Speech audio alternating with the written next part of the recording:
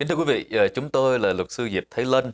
Có lẽ nếu quý vị có biết đến tôi thì biết tôi là một luật sư trách nhiệm cái chương trình bảo vệ quyền lợi của người lao động Mỹ gốc Việt, thường đến TV và đến với cộng đồng để nói về luật lao động. Nhưng hôm nay tôi đến để nói về vấn đề chính trị, để giới thiệu với quý vị ứng cử viên cho thị trưởng thành phố San Jose, ông Sam Liccardo. Cũng không giấu gì quý vị, tôi là một người ủng hộ ứng cử viên Sam Liccardo, hiện nay là nghị viên khu vực 3. Nhưng không phải vì ủng hộ ông Sam mà tôi thiếu khách quan. Tôi mới gặp ông Sam cách đây chưa đầy một năm tại một cái buổi họp gặp mặt thân tình tại một cái nhà của một người quen.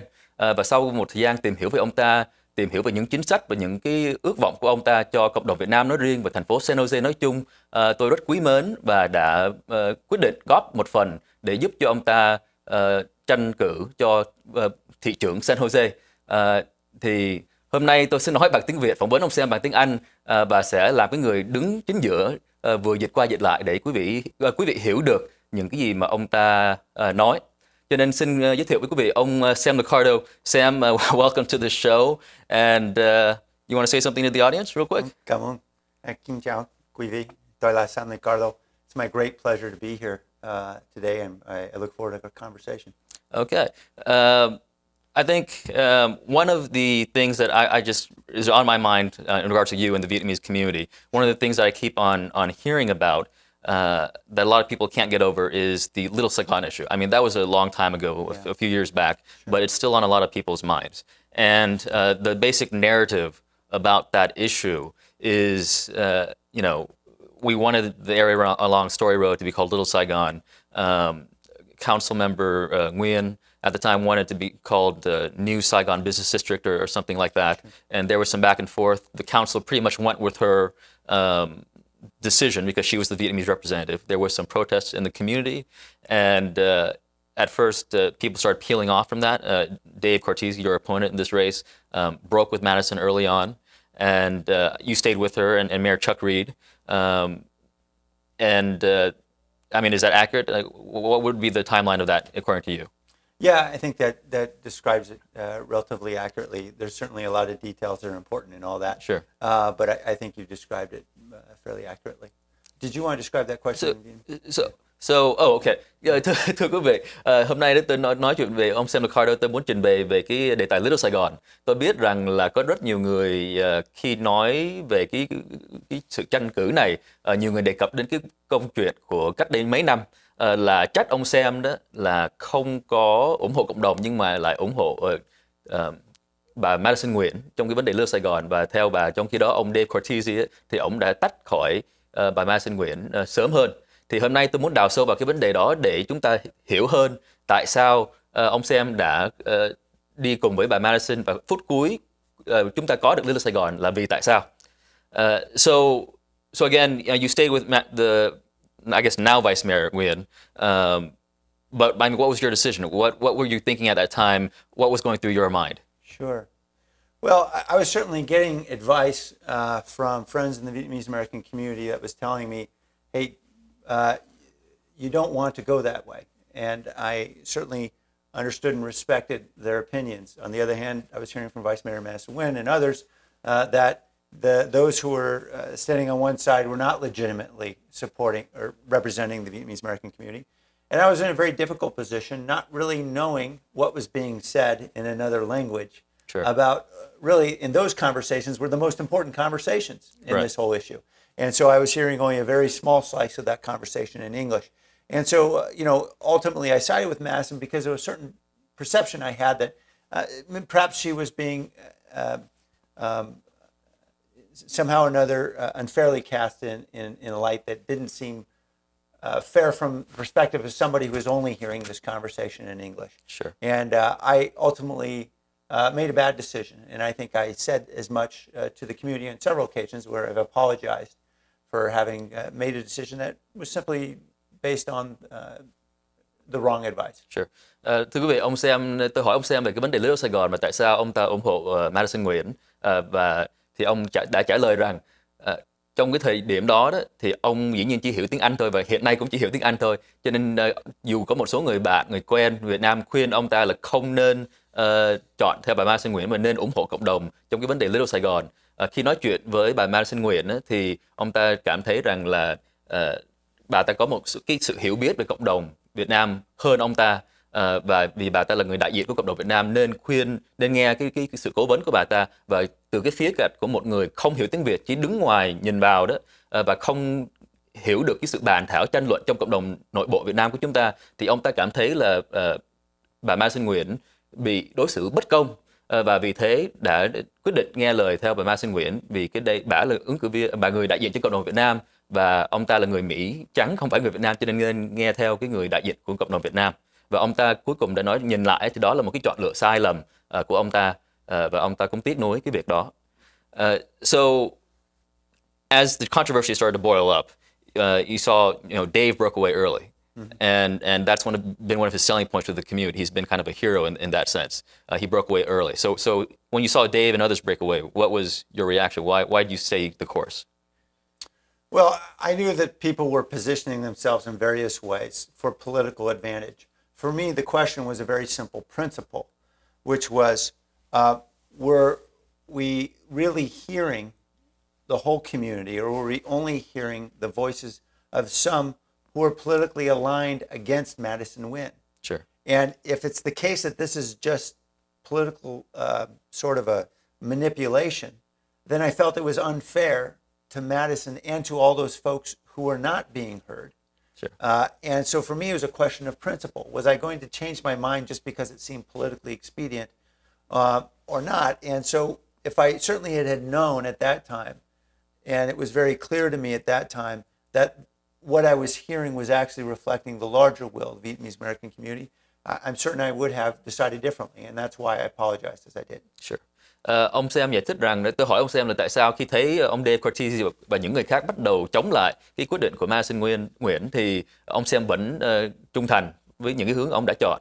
Thì ông ta giải thích rằng đó là ông thấy có một số người trong cộng đồng bắt đầu phản đối, bắt đầu biểu tình, nhưng mà ông không có đo lường được là đây là một thành phần thiểu số nói lên một cái tiếng mạnh, hoặc là họ thật sự đại diện cho cái đại đa số quần chúng đồng bào tại San Jose.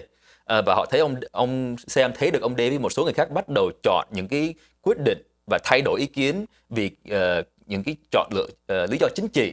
Nhưng mà đối với ông Sam đó là ông muốn đi theo một cái nguyên tắc chung là là ủng hộ cái đại đa số và ủng hộ những cái nguyên tắc chung.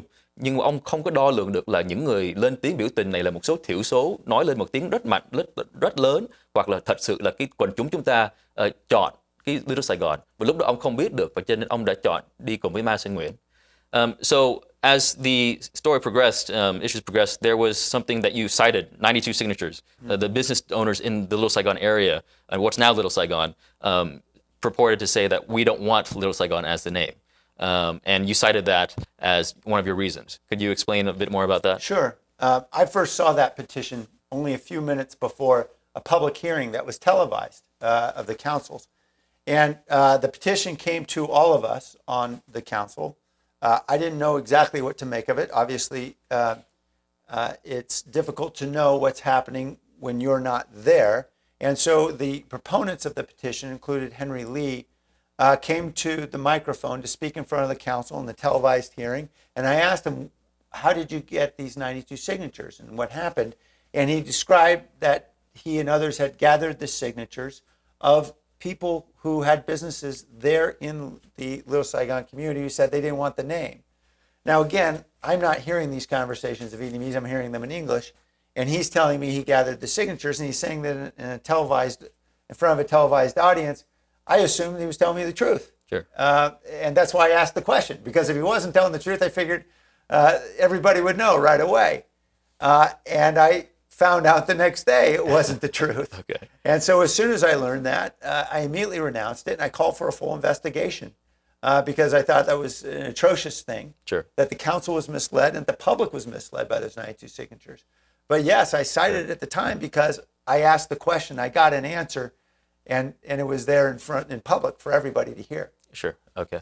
Thưa quý vị, tôi vừa mới hỏi ông Sam Liccardo về cái vụ 92 chữ ký, một cái thỉnh nguyện thư được ông Henry Lee, tức là chủ cái hệ thống Lee Sandwich, đưa đến cái hội đồng thành phố và nói rằng là có 92 chủ tiệm cá nhân là có chủ tiệm trong cái khu vực Little Saigon hiện nay, và những người đó phản đối cái tên Little Saigon, họ chống đối cái đó. Thì ông Henry Lee mới đem cái thỉnh nguyện thư đó ra, 92 chữ ký đó ra trình cho hội đồng thành phố tại một cái phiên họp, và ông Sam và tất cả những cái nghị viên thành phố khác nhận được cái thư này vài phút trước khi cái phiên họp bắt đầu. Thì ông Sam Liccardo đã tin rằng đây là 92 chữ ký có thật, chứ không phải là giả mạo. Tại vì ai mà có thể to gan để đến độ mà có thể giả mạo 92 chữ ký. Cho nên khi thấy như vậy, đây chính là những người mà sống trong khu đó, có những cái thương gia tại khu đó, nếu họ chống thì không có lý do nào mà ông Sam cảm thấy là ông cần chống. Cho nên căn cứ vào 92 chữ ký đó, ông đã ủng hộ chống lại cái tên Little Sài Gòn. Nhưng mà ngày hôm sau đó thì ông mới biết rằng là những cái chữ ký đó không có thật, cho nên ông mới phản đối. So now after the 92 signatures incident, and then there was a big protest. There was a hunger strike by Lý Tông for many days in front of City Hall.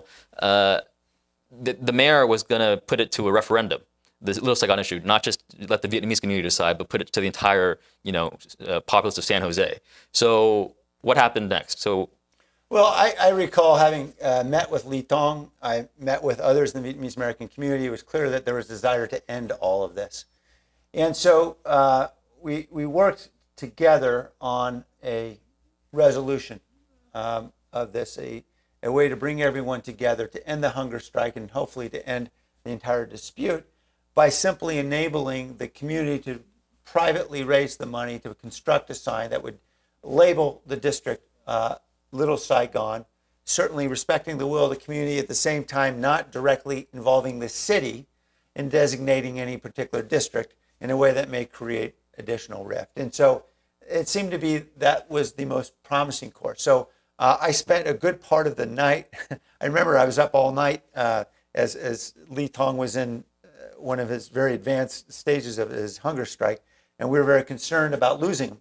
And so I typed up this compromise. We spent a lot of time calling different leaders in the community, and Barry Doe and Tien Lin and others, to ensure that they would support it. I convinced the mayor to support it, and we got all them to support it. Then eventually I reached out to David Cortese and asked him also to sign on. Sure. Thưa quý vị, tôi vừa hỏi ông Sam Liccardo về cái vấn đề cuối cùng. Chúng ta hiện nay có cái Little Sài Gòn, cái tên đó của chúng ta là vì sao? Tại vì ngay sau cái vụ 92 chữ ký đó thì cộng đồng chúng ta phản đối quá, cho nên thị trưởng Chuck Reed lúc đó mới quyết định là sẽ có một cái chung cầu dân ý, thay vì cho hội đồng thành phố quyết định không thôi, sẽ cho cả thành phố San Jose. Mà chúng ta biết rằng người Việt Nam chúng ta chỉ có chiếm 10% của thành phố San Jose thôi, cho nên nếu cho những sắc dân bạn, người Mễ, người da trắng, người da đen có ý kiến về cái khu vực này sẽ là Little Sài Gòn hay là không đó, thì chúng ta không có thể đo lường được là nó sẽ đi về đâu. Ông Sam cũng hiểu được cái điều này, cho nên chính ông mới ra cái ý kiến là thay vì cho một cái chung cầu dân ý xảy ra, ông ta mới nói rằng là nếu cộng đồng Việt Nam mình tự gây quỹ được để quyên tiền mua những cái bảng, mua những cái bia được để đặt được cái tên Little Sài Gòn, thì chúng ta có thể tự đặt, chọn tên nào chọn. Và khi được có ý kiến đó, ông đã liên lạc với những đại diện cộng đồng chúng ta, ông Barry Đỗ Hùng và những người khác, cũng như ông thị trưởng Chuck Reed và ông Dave Cortese và những người trong hội đồng thành phố, và mọi người đã đồng ý với nhau, nếu cộng đồng chúng ta đã gây quỹ được, tự gây quỹ được, thì sẽ có cái tên chúng ta tự chọn. Và cuối cùng đó là cái vấn đề đã xảy ra, và chúng ta cần biết, nên nhớ là chúng ta có Little Sài Gòn ngày hôm nay chính là vì cái nỗ lực của ông Sam Liccardo, là một người đã tìm một cái giải pháp chính trị và dùng sáng kiến của ông ta để thỏa thuận với người này người kia, mang nhiều người ngồi lại với nhau. Còn nếu không đó, thì chưa chắc hôm nay chúng ta có được Little Sài Gòn. Rất tiếc, thế này chúng ta đã hết giờ, cho nên tôi xin cho ông Sam một lời chào. Sorry, we're out of time right now, but you want to say bye to the folks at home, and then we'll say hi to them another time. Yes, well, it was a pleasure being on the show. Cảm ơn. Cảm ơn. Chúng tôi là luật sư Diệp Thế Lân, bên cạnh tôi là ứng cử viên thị trưởng Sam Liccardo. Chúng tôi xin chúc quý vị một ngày vui vẻ và xin hẹn gặp lại trong một chương trình kỳ tới.